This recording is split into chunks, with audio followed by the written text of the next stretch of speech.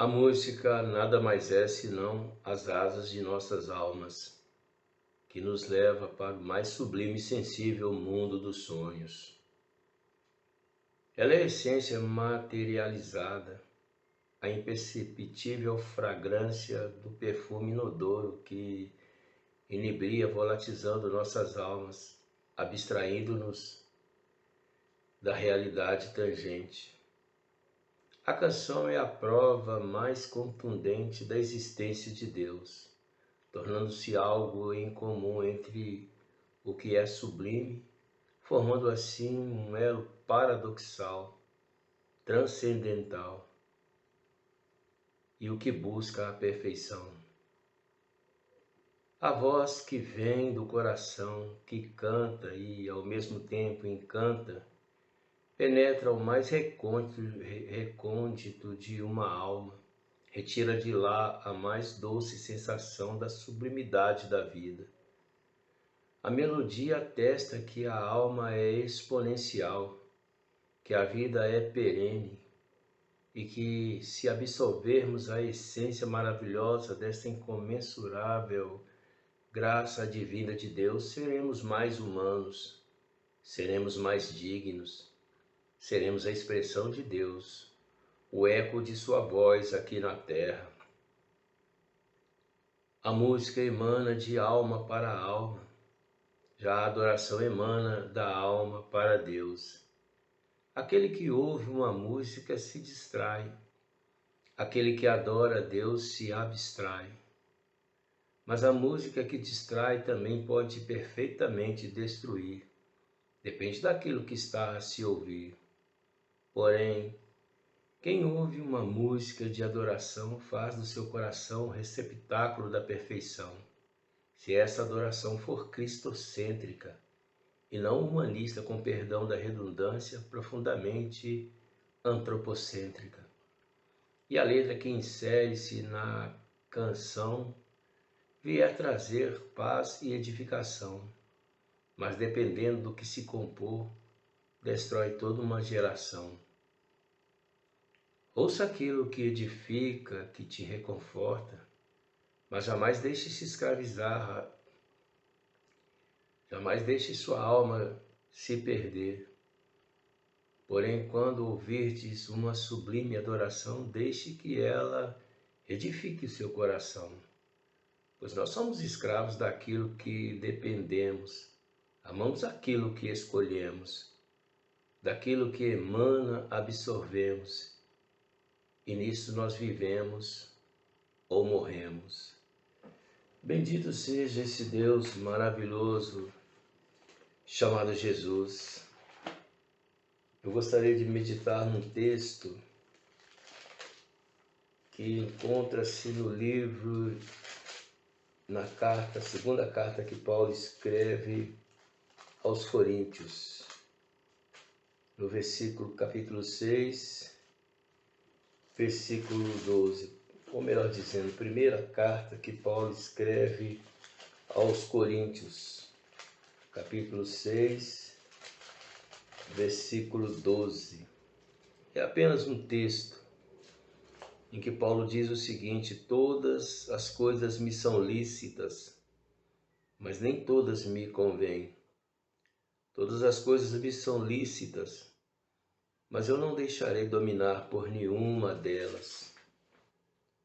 Na realidade, eu costumo afirmar que a canção é como uma obra de arte.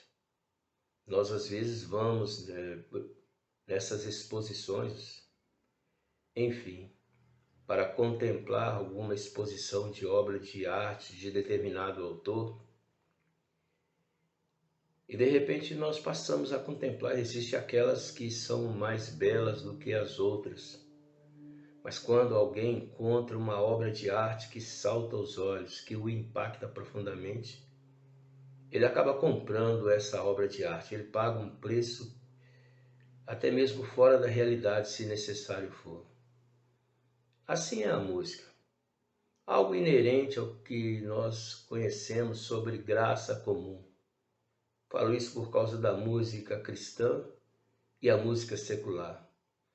Falo isso por causa do fundamentalismo de pessoas que demonizam a música secular e pessoas que mesclam suas ideias, os seus comportamentos com o secularismo deste mundo. Eu não estou apregoando aqui nenhum relativismo, de forma alguma, mas estou aqui acima de tudo afirmando que nós somos livres para escolher aquilo que pode nos edificar ou não.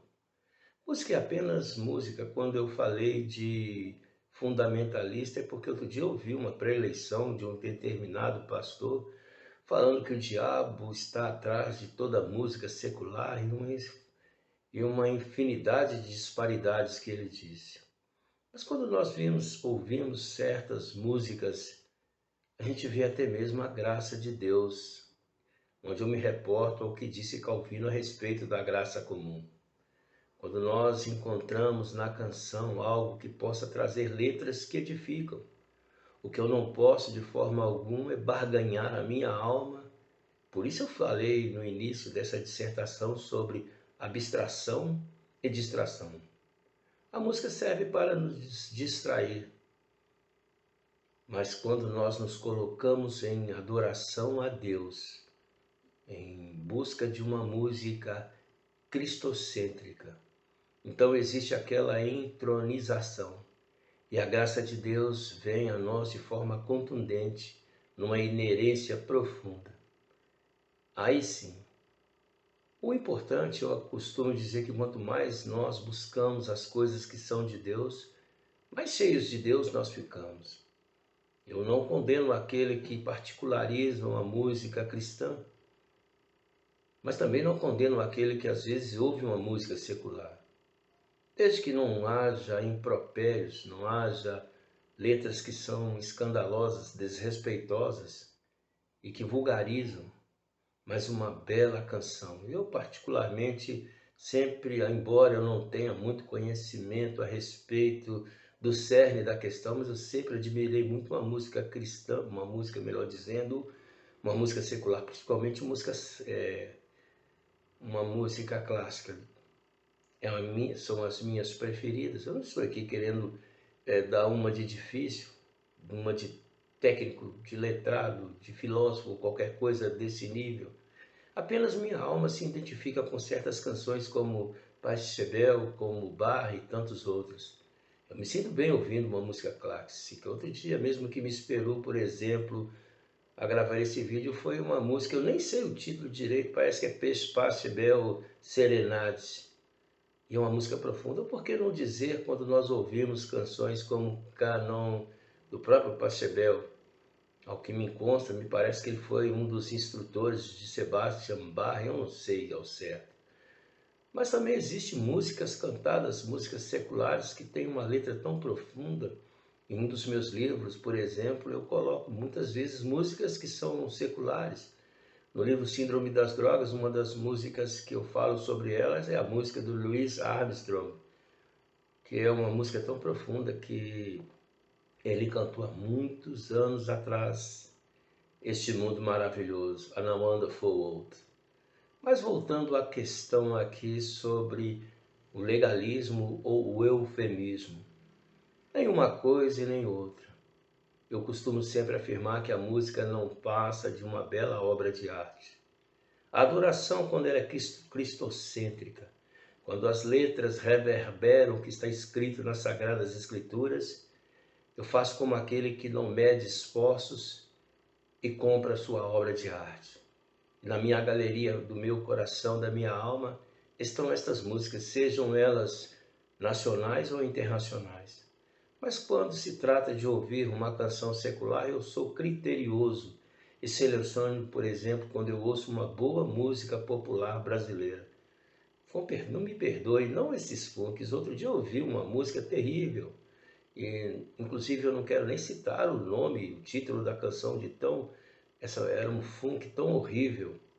Mas quando nós pegamos umas canções que nos trazem edificação, que levam-nos pelo menos a contemplar as belezas da natureza, ou, por exemplo, o amor de várias formas, e desde que traga, volto a repetir, edificação, eu não vejo problema nenhum.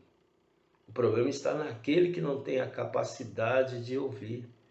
É algo que Paulo deixou escrito no capítulo 14, quando o livro de Romanos, aquele que fala profundamente sobre, é claro que nesse aspecto do livro de Romanos, Paulo estava falando mais propriamente a respeito de comer alimentos sacrificados aos ídolos, enfim. Mas a grande realidade que eu gostaria de entender aqui é que é uma analogia ao que diz a própria canção.